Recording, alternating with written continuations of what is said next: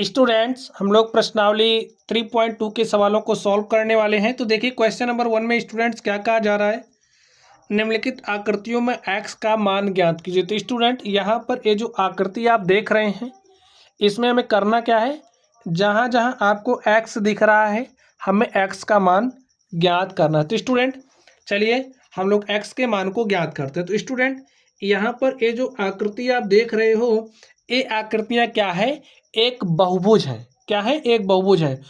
और जो बहुभुज होता है, बहुभुज के अगर हम लोग बाह्य कोणों की बात करें, यहाँ पर देखिए ये जो हमारा बहुभुज है इसका बाह्य कोण क्या है 125 डिग्री।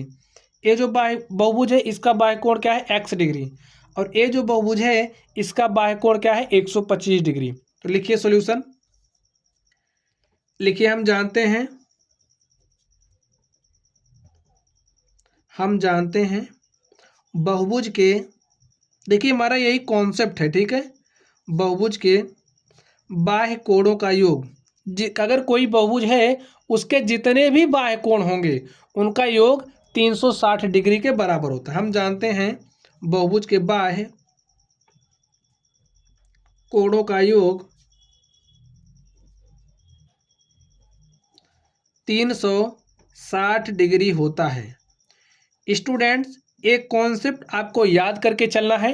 अब देखिए त्रिभुज के बाह्य कोणों का योग 360 डिग्री होता है। बाह्य कोण कौन कौन से हैं, 125 डिग्री है, लिख दीजिए, प्लस x डिग्री है, लिख दीजिए, प्लस 125 डिग्री।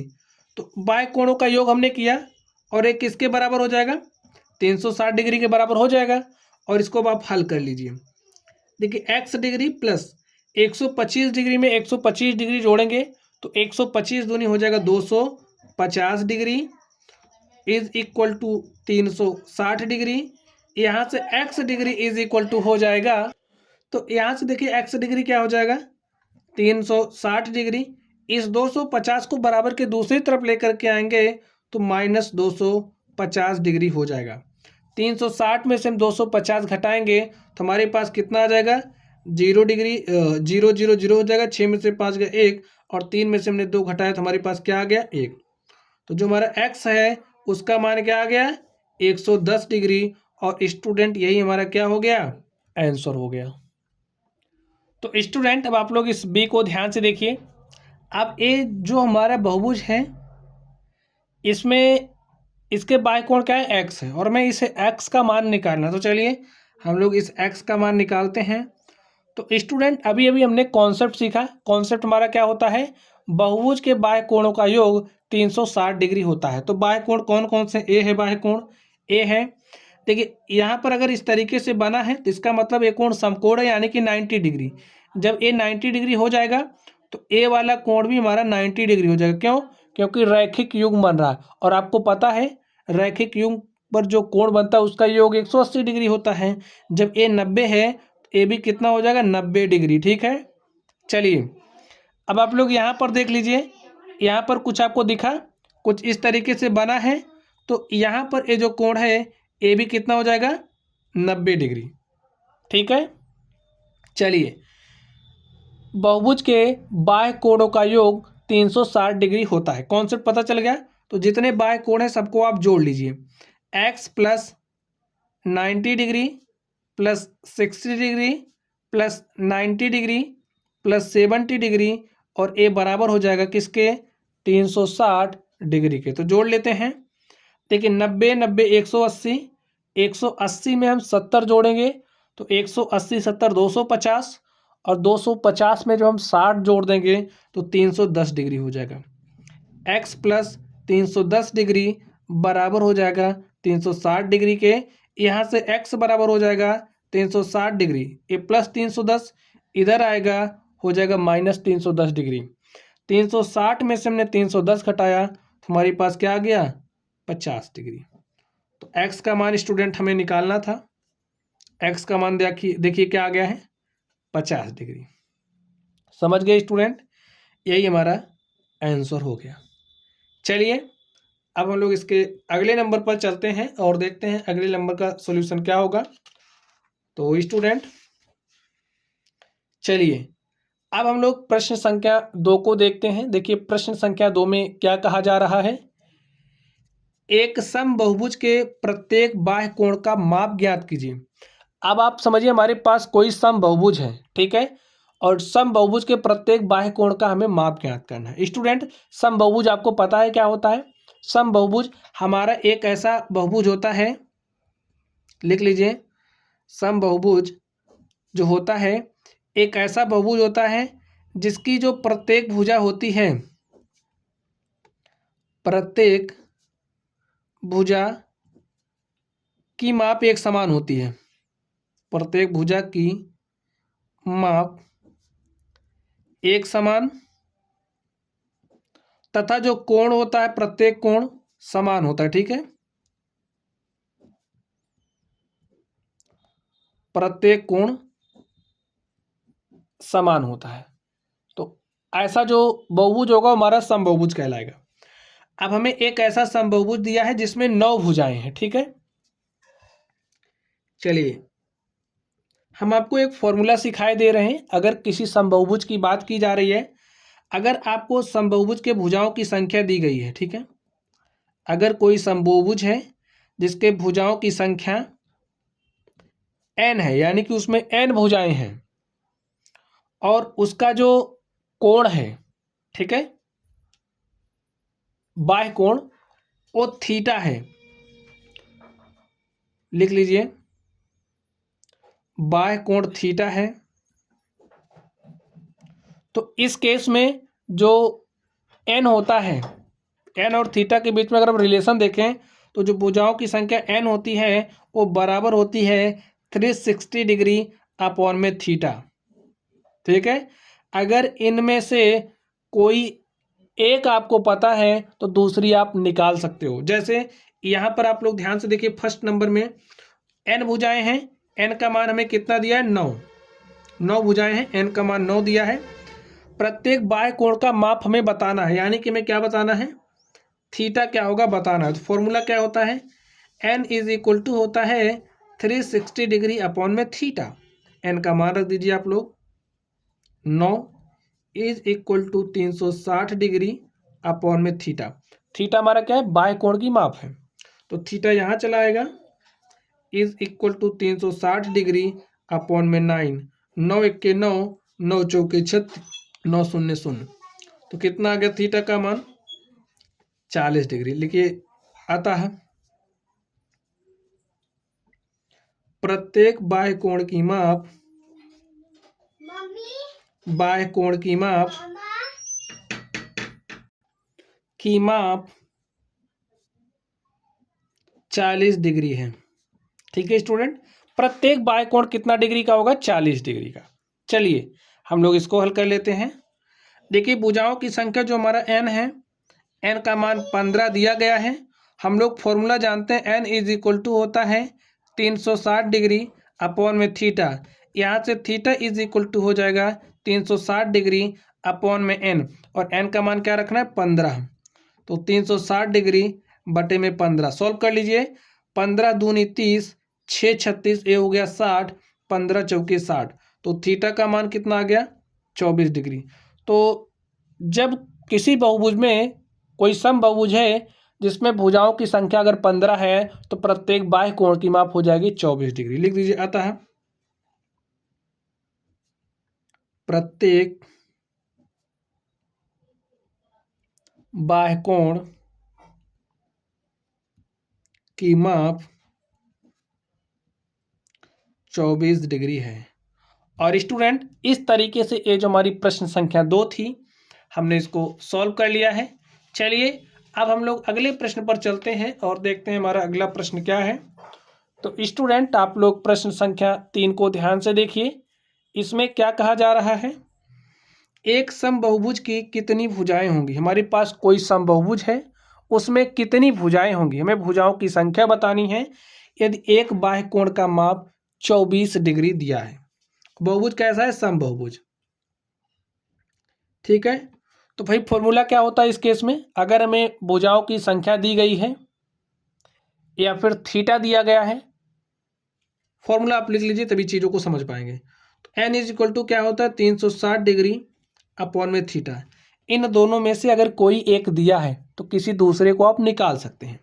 तो समबाहुभुज है, भुजाओं की संख्या निकालनी है, बाह्य कोण का माप दिया है, यानी कि जो हमारा थीटा है, थीटा का मान दिया है 24 डिग्री। ठीक है, तो एन का मान निकालना है, एन का मान निकाल लीजिए। तो एन इज इक्वल टू हो जाएगा 360 डिग्री बटे में 24 डिग्री। काट दीजिए, 24 से काटेंगे, 24 एक एक कितना होगा 24, 24 12 36 हो जाएगा 120, 24 पंचे 120। एन का मान क्या आ गया 15। लिख दीजिए अतः समबाहुभुज में भुजाओं की संख्या 15 होगी। भुजाओं की संख्या 15 होगी। ठीक स्टूडेंट, समझ गए आप लोग। चलिए अब हम लोग अगले प्रश्न पर चलते हैं और देखते हैं हमारा अगला प्रश्न क्या है। तो स्टूडेंट प्रश्न संख्या 4 को आप लोग ध्यान से देखिए। इसमें क्या कहा जा रहा है, एक समबाहुभुज की भुजाओं की संख्या ज्ञात कीजिए। हमारे पास कोई समबाहुभुज है, हमें उसके भुजाओं की संख्या ज्ञात करनी है यदि इसका प्रत्येक अंतःकोण 165 डिग्री हो। ठीक है, अब देखिए हमें भुजाओं की संख्या निकालनी है, लेकिन देख लीजिए यहाँ पर आपको ध्यान से देखना है, हमें अब अंतःकोण दिया गया है। ठीक है, कितना दिया गया, अंतःकोण 165 डिग्री। तो चलिए भुजाओं की संख्या ज्ञात करनी है, एन का मान हमें ज्ञात करना है, हमें अंतःकोण दिया गया है, लिख दीजिए अंतःकोण हमें 165 डिग्री दिया गया है। और स्टूडेंट बाह्य कोण कैसे निकालते हैं इसको समझ लीजिए। जो हमारा बाह्य कोण होगा उसको कैसे निकालेंगे, बाह्य कोण इज इक्वल टू हो जाएगा 180 डिग्री माइनस अंतःकोण। ठीक है, 180 डिग्री माइनस अंतःकोण का मान कितना है 165 डिग्री। घटाइए, 180 में से 165 घटाना है, 65 5 70 10 80, तो हमारे पास आ गया 15 डिग्री। देखिए 10 में से 5 घटाओगे 5 और यहाँ पर बचा 7, 7 में से 6 गया 1। तो बाह्य कोण तुम्हारा थीटा है, थीटा का मान कितना आ गया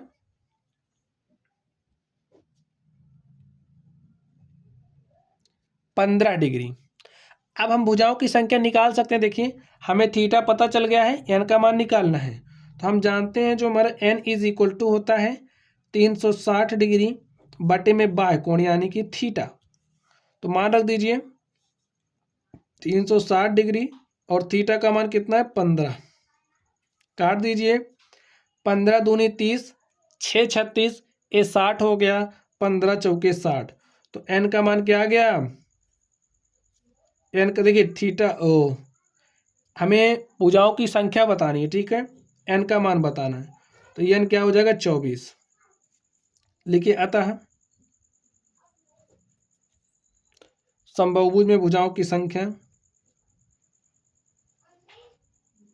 समबाहुभुज में भुजाओं की संख्या, भुजाओं की संख्या n बराबर 24 है, जिसका अंतःकोण 165 डिग्री है। ठीक स्टूडेंट, और इस तरीके से जो हमारा प्रश्न था हमने इसको सॉल्व कर लिया है। चलिए अब हम लोग अगले प्रश्न पर चलते हैं और देखते हैं हमारा अगला प्रश्न क्या है। तो स्टूडेंट अगले प्रश्न को आप लोग ध्यान से देखिए। इसमें कहा जा रहा है क्या ऐसा समबाहुभुज संभव है जिसके प्रत्येक बाह्य कोण का माप 22 डिग्री हो। ठीक है, चलिए हम लोग देखते हैं। ठीक, क्या ऐसा समबाहुभुज संभव है जिसके प्रत्येक बाह्य कोण का माप 22 डिग्री है, यानी कि हमें थीटा का मान दिया गया कितना 22 डिग्री। और स्टूडेंट एन देखिए क्या हो जाएगा, एन इज इक्वल टू होता है 360 डिग्री अपॉन में 22। भाई थीटा होगा 360 डिग्री अपॉन में थीटा होगा, थीटा का मान क्या है 22 डिग्री हमने रख दिया। अब इसको आप हल करिए, जब आप 22 से 360 को काटोगे, काट के देख लीजिए, देखिए 22 इक्के 22 और 14 हो जाएगा 36, 140, 22 पंचे 22 पंचे 100, 22 छक्के 132, हमारा शेष 8 फल बच जा रहा है। यानी कि अब शेषफल 8 बच रहा है, काटोगे तो जो भुजाओं की संख्या वो दशमलव में आ जाएगी। अब आप बताइए, क्या किसी समबहुभुज में भुजाओं की संख्या दशमलव में आएगी? क्या किसी समबहुभुज में भुजाओं की संख्या 3.2, 5.4 ऐसे हो सकती है? नहीं हो सकती ना। चलिए मैं आपको दिखा दें एक बार, काटिए 22 इक्के 22, 22 इक्के 22 हो गया, 14, 22 छक्के 132, 6 बार गया, 132, 8 40 बटे में 22, काटिए, देखिए 16, 2 चौके 8, यहाँ पर आ जाएगा 11, 16 सही 4 बटे 11, कुछ इस तरीके से आएगा। तो क्या किसी समबहुभुज में भुजाओं की संख्या ए आ सकती है? नहीं आ सकती ना। तो इतना आपके समझने के लिए था, इसको आप नहीं लिखोगे, यहीं पर आप अपना आंसर दीजिए, लिखिए नहीं, ऐसा समबहुभुज बनाना संभव नहीं है।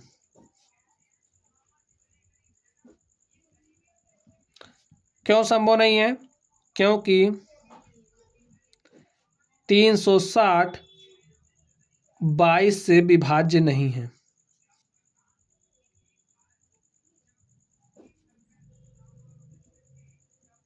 ठीक है, अगर 22 से पूरा पूरा कट जाता तो भुजाओं की संख्या हमारे पास देखिए एक पूर्ण संख्या आ जाती, सॉरी एक प्राकृत संख्या आ जाती। ठीक है, तो समबहुभुज होता, लेकिन ऐसा नहीं हो रहा है, हमारे पास एक भिन्न संख्या आ गई है। इसमें देखिए, क्या यह किसी समबहुभुज का अंतःकोण हो सकता है? तो ये जो 22 डिग्री है, क्या किसी समबहुभुज का अंतःकोण हो सकता है?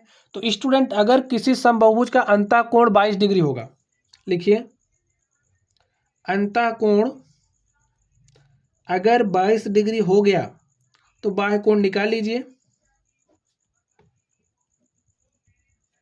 बाह्य कोण निकालिए, देखिए क्या हो जाएगा, 180 डिग्री माइनस अंतःकोण माइनस करेंगे ना, तो क्या आएगा, 10 में से 2 गया 8 और 7 में से 2 गया 5 और यहाँ पर आ गया 158 डिग्री। ठीक है, अब आप लोग ध्यान से देखिए, बाह्य कोण मिल गया है, n इज इक्वल टू होता है 360 डिग्री अपॉन में थीटा, ये बाह्य कोण हमारा थीटा ही होता है, तो 360 डिग्री अपॉन में 158।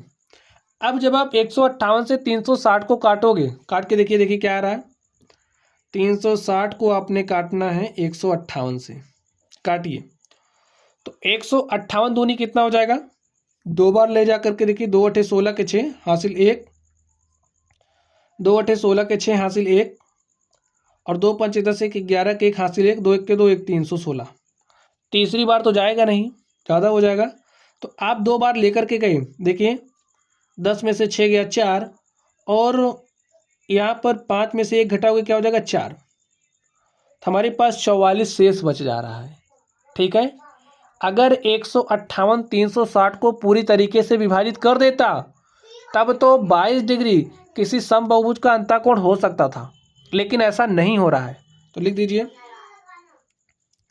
लिख दीजिए, क्या यह किसी समबहुभुज का अंतःकोण हो सकता है? नहीं,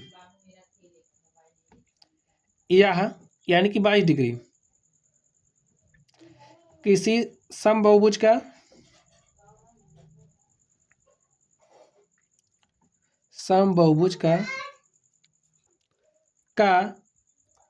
अंतःकोण नहीं हो सकता है।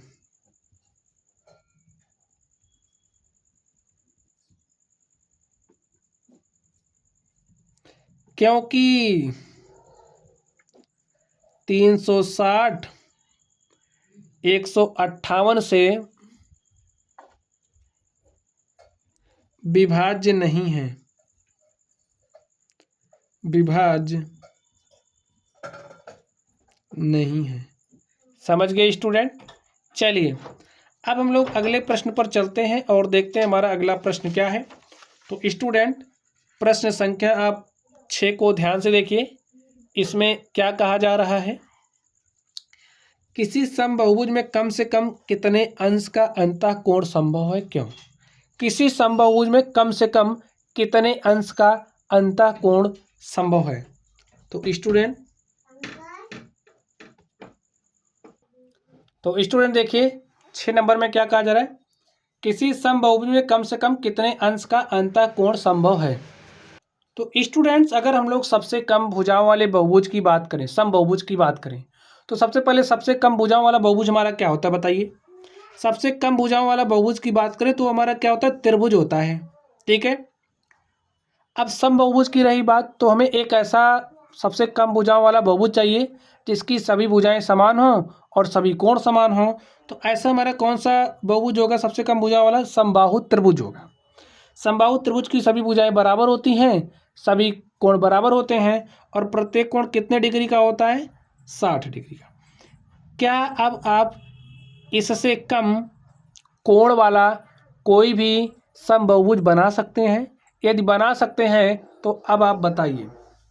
तो यहाँ से आपको क्या मिला, किसी समबहुभुज में कम से कम कितने अंश का अंतःकोण संभव है? 60 डिग्री का। 60 डिग्री से कम का अंतःकोण संभव नहीं है। तो लिखिए, तो लिख दीजिए 60 डिग्री का। कारण पता चल गया स्टूडेंट्स आपको।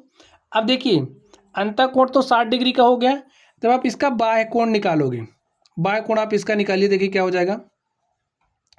इसका जब आप लोग बाह्य कोण निकालेंगे तो कितना डिग्री का मिलेगा? ठीक है, ए 60 है तो ए वाला बाह्य कोण कितना डिग्री का हो जाएगा? ए 60 है तो ए बाह्य कोण कितने डिग्री का हो जाएगा? देखिए अब ए हमारा 60 है तो ए कितने डिग्री का हो जाएगा? आपको रैखिक युग्म के बारे में पता है। अगर ए 60 है तो यहाँ पर एक रैखिक युग्म बन रहा है, तो ए कितना डिग्री का हो जाएगा? 120 डिग्री का। ए कितना डिग्री का हो जाएगा? 120 डिग्री का। ए कितना डिग्री का हो जाएगा? 120 डिग्री का।